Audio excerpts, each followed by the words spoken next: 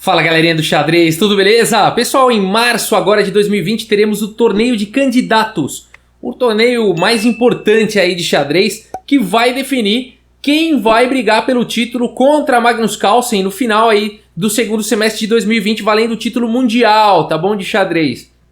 Então um torneio importantíssimo, são 8 jogadores, muita gente quer saber quem são esses 8 jogadores, como eles chegaram lá, e é exatamente o que essa playlist que eu tô começando agora para o aquecimento aí do torneio de candidatos é o que eu vou mostrar nessa playlist, tá bom? E o primeiro jogador que eu vou falar é o Kirill Aleksenko, o jogador russo. Eu já começo pela polêmica, tá bom? Porque aqui existe uma polêmica. O Kirill Aleksenko foi indicado pela FIDE para estar no torneio de candidatos. A FIDE tem direito a um voto coringa, tá bom? É critério deles para decidir quem vai ser esse jogador, esse 8º jogador. E no caso a FIDE escolheu o russo Kirill Aleksenko. A polêmica toda é porque o francês, o grande mestre francês MVL, né, ele era muito cotado para ganhar esse voto aí, né, essa cartada, né, essa carta na manga que a FIDE tem para convidar, né, um jogador para o torneio de candidatos. O MVL vem fazendo performances incríveis aí nos torneios, né? Então era tido inclusive como um possível, né, se empatasse no match de partidas clássicas contra o Magnus Carlsen e fosse para desempate de rápidas e blitz, ele é tido inclusive como favorito em rápidas e blitz contra o Magnus Carlsen, e a FIDE não o escolheu, né? A FIDE escolheu o russo, né? Então aí a FIDE está muito feliz que vai ter 2 russos então no torneio de candidatos. Eles quiseram garantir mais um russo. Título mundial de xadrez, a gente sabe, existe briga entre países, né? Então a China está chegando lá com 2 chineses, a gente tem o Caruana americano na briga, então a FIDE fez questão de colocar mais um russo ao invés de colocar um francês. Claro que o MVL ficou desanimado, apelou lá para o comitê e tudo mais, mas não conseguiu. Aí tem politicagem, tem um monte de... né? Mas eu não sei, da verdade essa é apenas a minha opinião. Se você tiver uma opinião diferente, deixa aí nos comentários, tá bom? Aí a gente pode ir enriquecendo aí os nossos pontos de vista com as mais diversas opiniões, tá bom? Vamos dar uma olhada nessa partida então. Kirill Aleksenko, o garoto de 22 anos que foi eleito pela FIDE para estar no torneio de candidatos. A partida que eu vou mostrar foi jogada em 2019 contra o Magnus Carlsen. Kirill Aleksenko de brancas abre a partida com E4 e o Magnus Carlsen, partida pensada, tá? E o Magnus Carlsen responde aqui com a defesa siciliana C5. Só justificando aqui uma coisa, essa semana aí os próximos vídeos vão ser todos então dessa playlist, tá bom, pessoal? Apresentando esses jogadores aí do torneio de candidatos, dizendo como cada um chegou lá.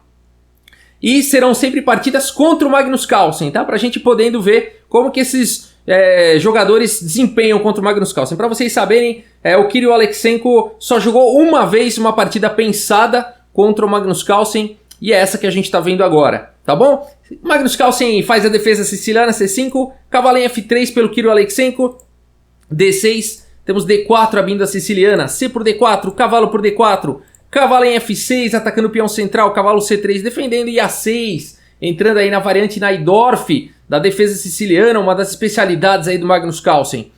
Bispo E2 pelo Kirill, ele vai para essa linha então com Bispo E2, vários lances são possíveis, esse é o momento chave aqui, né, para jogar contra a variante Najdorf, né? Então aqui vários lances são possíveis, F3, F4, Bispo G5, Dama F3, enfim, Bispo E2, H3, recentemente a turma joga, também já vi jogar A3, enfim, aqui é a grande encruzilhada aí da Najdorf, né? Então Bispo E2 aqui pelo russo, E5 atacando o cavalo vem para B3 e agora Bispo em E7 pelo Magnus Carlsen. Roque, ambos os jogadores aí seguram seus reis, e agora Rei H1, mais um tempo aí colocado pelo Kirill Aleksenko, provavelmente querendo jogar aqui com F3 e tirando então o rei dessa diagonal de casas escuras, deixando o rei um pouco mais protegido.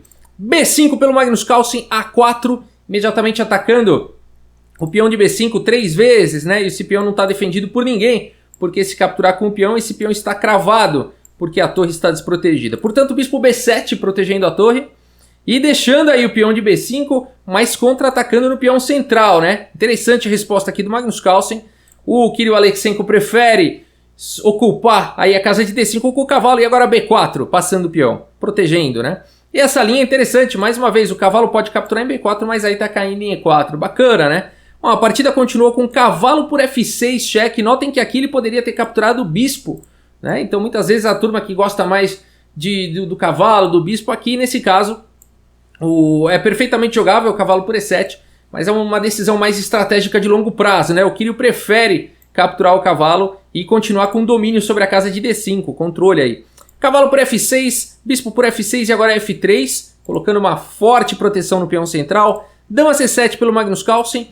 E essa posição aqui, lance 14, já existiu algumas vezes, já tentaram aqui bispo E3 ou A5, foram os dois lances que já foram tentados nessa posição. E aqui o Kirill Aleksenko vai para uma novidade teórica, bispo D2 então, portanto. Atacando o peão de B4. O cavalo C6 defendendo e agora A5. Esse peão aqui fica vulnerável aí na posição. Bispo C8, agora bispo C4. Bispo em E6, legal a manobra do Magnus Carlsen. Ele viu, né, o bispo não tinha futuro aqui nessa diagonal que tá com granito aqui, né, tá com uma parede de granito. Portanto, o Magnus Carlsen viu que o bispo do Kirill Aleksenko seria muito forte nessa diagonal, mais forte que o bispo dele em B7.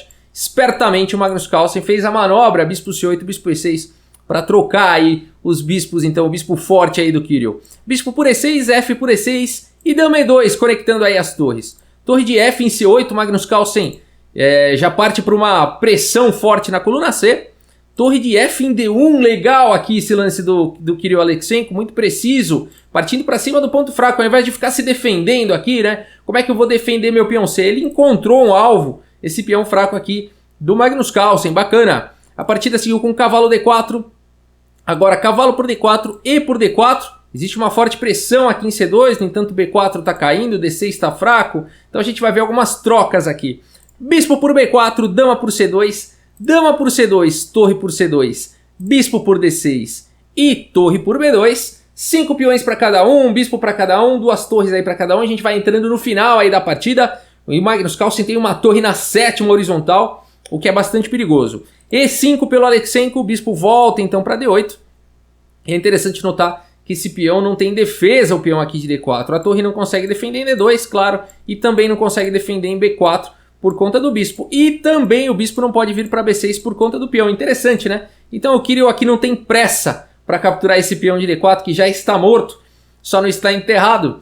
E agora ele faz o lance, então, H3, o profilático, evitando qualquer problema de checkmate na fileira do fundo no futuro, sem pressa. Torre C8 pelo Magnus Carlsen, torre por D4 e agora Magnus Carlsen também aproveita para investir um tempo aqui com H5, também um lance importante para não ter perigo de checkmate na fileira do fundo. Bom, a partida continua agora com bispo B4, por enquanto o bispo protegido aqui pela torre.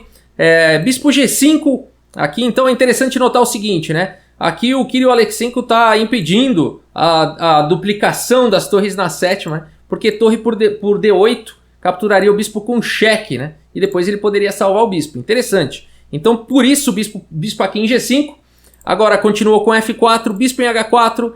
E agora o Kirill Aleksenko vai para um lance muito preciso, bispo E1. Veja aqui o interessante, o Magnus Carlsen está ameaçando colocar aqui o bispo em G3, um bispo bem cômodo, né? E depois ele pode inclusive tentar dobrar as torres e consequências aí de checkmate, tá? Então o Kirill não passa sufoco não, propõe aí a troca desses bispos, bispo por E1, torre por E1 e agora a torre de C em C2. Puxa vida, o Kirill Aleksenko tá com um peão a mais, no entanto agora são 2 torres na 7ª horizontal para o Magnus Carlsen. Torre G1 protegendo o peão de G e agora a torre A2, partindo para cima desse indefeso peão de A5. E torre D6 aqui é legal, né? Como vê o Aleksenko, ele nunca perde tempo se defendendo, né? Ele sempre busca outros alvos aí para contra-atacar. Torre por A5 defendendo em A6 e agora cai em E6. Torre por E6. O Kirill continua com um peão a mais. Agora a torre em F2 e legal, não tem mais muito jeito de defender aqui esse peão, né? Se você fizer um lance como G3, vai levar checkmate ou enfim, vai ficar muito ruim depois de torre de A em A2, né? As brancas vão ter dificuldade para se defender nessa posição, talvez seja possível se defender, mas existem muitos perigos envolvidos. Portanto, ao invés de se defender, mais uma vez, o Kirill vai para uma outra ideia. Torre C1, olha que interessante, é muito legal ver o estilo do Kirill jogando, né? Ele vai para cima mesmo. Enfim, esse lance aqui ele busca contra-ataques aqui ou em C7 ou em C8, quem sabe ele mesmo vai poder dobrar as torres e atacar o Magnus Carlsen. A partida continuou com o rei H7 e agora mais um lance diferente aqui do Kirill, torre E1, né? Então a gente dificilmente pensa em fazer um lance como esse, né? Aqui muito provavelmente grande parte dos jogadores fariam torre C7, que não tem nada de errado, seria um ótimo lance inclusive, mas o Kirill prefere aqui jogar com torre E1, que é tão bom quanto, só é diferente, né? Você vê o estilo diferente aí, original do Kirill. E depois de torre de A e A2, então dobrando aí as torres na sétima, o lance F5. Olha que interessante aqui as manobras aqui do Kirill Aleksenko. A partida continuou com torre por G2 e agora o que fazer? Torre por A6. Olha que legal, o Kirill vai buscando muitas oportunidades, né? Se torre por A6, agora tá caindo a torre em G2, legal. A partida continuou com torre H2, cheque, rei G1. Torre de A em G2, cheque, rei F1, tudo forçado. Torre F2, rei G1 forçado. Torre G2, rei F1 forçado, Magnus Carlsen repetindo alguns lances, e agora o Magnus Carlsen faz o lance torre G5, né? Por que ele repetiu esses lances e depois jogou aqui para G5? Uma das explicações é que é para chegar no lance 40, tá? Então esse foi o lance 41 aí. Então, em geral, quando chega no lance 40, os jogadores ganham mais tempo, tá? Então essa é uma das explicações. Outra possibilidade, muitas vezes o jogador faz isso para abalar psicologicamente o adversário. Ele está dizendo o seguinte, olha, se eu quiser eu empato. Tá? É só ficar repetindo o lance aqui. Mas eu não quis empatar. Significa que eu estou dizendo que eu acho que eu estou melhor. Que eu vou jogar para ganhar. Né? Então tem esses dois aspectos e possivelmente outros também. Torre G5. Agora a partida seguiu com torre em A3. Torre H1, cheque. Rei E2. Troca de torres agora em E1. Torre por E1, rei por E1. Torre por F5. E a gente está entrando nesse final aí. Torre 2 peões contra torre 2 peões. Mais uma vez, grande parte dos jogadores agora fariam natural torre E3 protegendo o peão, e o Kirill Aleksenko não. Ele faz o lance E6, mesmo sabendo que ele vai perder esse peão, né? Então, mais uma vez, um jogador, ele joga por caminhos diferentes, mas tão bons quanto. Qual que é a ideia do Kirill? Por que ele fez isso? Ele pendurou o peão? Claro que não. A ideia dele é que, por enquanto, o rei está cortado, o rei dele está cortado do tabuleiro, está longe do peão aqui de H3. E ao fazer isso, a partida continuou com torre E5, agora o rei consegue ganhar alguns tempos e ficar próximo do peão. Puxa, ele vai ficar com um peão a menos, mas é um final com chances de empate para as brancas. Legal, né? Gostei dessa ideia aqui do Kirill. A partida seguiu com rei F2, torre por E6 e agora rei G3. G5 pelo Magnus Carlsen. Como empatar num final como esse? Bem instrutivo, uma posição bem... existem grandes chances de acontecer isso numa partida sua, não é um final raro de acontecer. Você joga a torre lá no fundo, ó. Torre A8, vamos ver a técnica aqui do Kirill. Torre D6 e agora simplesmente torre B8. Fica esperando aqui, só jogando torre A8. Opa, torre A8 e torre B8 esperando o rei tentar entrar na posição. Se o rei tentar entrar, vai levar cheque. Olha que legal. Rei G7, torre A8. Rei F6, torre F8, cheque. Rei E5, torre E8, cheque. Rei F5, torre F8, cheque. Essa é a ideia do empate aqui do Kirill. A partida continuou com torre F6, o Magnus Carlsen aí tentando alguma coisa diferente. Depois de torre A8, H4, cheque e rei G2. O Magnus Carlsen ainda faz o lance torre B6 e ambos os jogadores concordam aí no empate, tá bom? Então uma partida sensacional aqui dos dois jogadores, impecável, tá bom? Vamos olhar aqui o relatório do chess.com e eu vou voltar para falar sobre esse final aqui. Eu quero aproveitar e mostrar um final bem instrutivo que poderia ter acontecido numa variante aqui. Eu já volto para falar. Vamos dar uma olhada aqui no relatório do chess.com. Olha isso daqui, gente, que fantástico. 99,2% de precisão aqui para o Kirill, 99,3% de precisão para o Magnus Carlsen, né? Então aqui, enfim, fantástico, olha só, 34 melhores lances para o Kirill, 38 para o Carlsen, 3 lances excelentes para o Kirill, 5 para o Magnus Carlsen, 4 lances bons, 9 lances aí de livro, eles foram bastante aí na teoria, uma imprecisão do Kirill e só na partida, nenhum erro nem nada de ninguém aí, fantástica a partida, né? Uma partida quase perfeita aí, né? Vamos voltar aqui e falar desse final, então.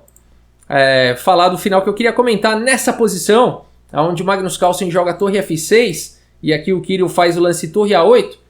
Fica aqui uma coisa interessante da gente notar, né? Às vezes é mais fácil você empatar com a torre no tabuleiro quando você tem um peão a menos. Às vezes é melhor você evitar a troca de torres porque você pode ficar dando cheque, é mais fácil de empatar. No entanto, o que aconteceria se ele tivesse capturado aqui em F6? As brancas conseguem empatar do mesmo jeito, mas tem que estar afiado no estudo de final. Vamos aprender? Depois de rei por F6 é vez das brancas jogarem e somente um lance empata aqui. Todos perdem, exceto um lance de empate aqui. E então por isso que eu quis mostrar esse final, que ele é bem instrutivo, tá? O único lance aqui que empata para as brancas seria o lance rei F2, tá? Ganhando a oposição distante, tá? Então se colocando aqui na casa da mesma cor do rei adversário, ganhando a oposição distante, é um conceito importante, tá? Por que ganha a oposição distante? Porque depois de rei F5 você pode jogar rei F3, ganhando a oposição curta, né? Então toda vez que você se coloca na frente do rei adversário, distando por uma casa, você diz que você ganha a oposição aí do rei, tá? Aí se as pretas tentarem rei E6, então vamos seguir o mesmo conceito? Agora a gente já sabe que lance jogar, né? Rei E2 seria o único lance de empate aqui, rei E2, tá bom? Ganhando a oposição distante mais uma vez, tá? Então aí depois de rei F6, por exemplo, mais uma vez o único lance que empata, rei F2, ganhando a oposição distante. Prestem atenção que aqui faz toda a diferença, tá? Que um deslize você perde a partida de brancas, tem que ser preciso nesse final. Depois de H4, por exemplo, para ganhar a oposição, não tem mais problema. Aqui, claro, as pretas vão ganhar a oposição, mas não tem mais problema, porque esse peão está segurando a casa de G4. Então agora seguiria com rei E2, rei E5 e agora rei F3. Não tem problema perder a oposição aqui, porque depois de rei F5 você joga rei E3 e o rei não tem entrada na posição. Se as pretas tentarem jogar G4, não tem problema, você pode trocar o peão, H para o G4, rei para o G4. E agora como é que empata? Tem que levar o rei lá para H1, tá bom? Então, rei F2, H3, rei G1, rei G3, rei H1, H2, o rei tá afogado e é empate. Não tem como as pretas ganharem esse final, tá? Porque o rei chegou na casa de promoção do peão. Legal esse final, tá? Então é importante aí o conceito da oposição distante, da oposição, esse final. Agora, para que passar por tudo isso, né? Melhor você evitar a troca de torres, tá? Quando você tiver com um peãozinho a menos, evita ali a troca de torres, fica dando check, principalmente se você tiver com pouco tempo no relógio, né? Você não fazer nenhum deslize aí, porque se você cair num final como esse, você tem que ser muito preciso, tem que estar com o estudo de finais em dia. Tá bom, pessoal? É isso, espero que vocês tenham gostado do vídeo. Pessoal, aquele tempinho, aqueles segundos ali, se você gosta do canal, inscreva-se, por favor, para ajudar aí o canal, tá bom? Para ganhar relevância, para poder continuar aí produzindo conteúdos aí de xadrez para vocês. Deem sua curtida se vocês gostaram do vídeo, tá? E é isso, muito obrigado pela audiência, um grande abraço para todos vocês e até a próxima, valeu!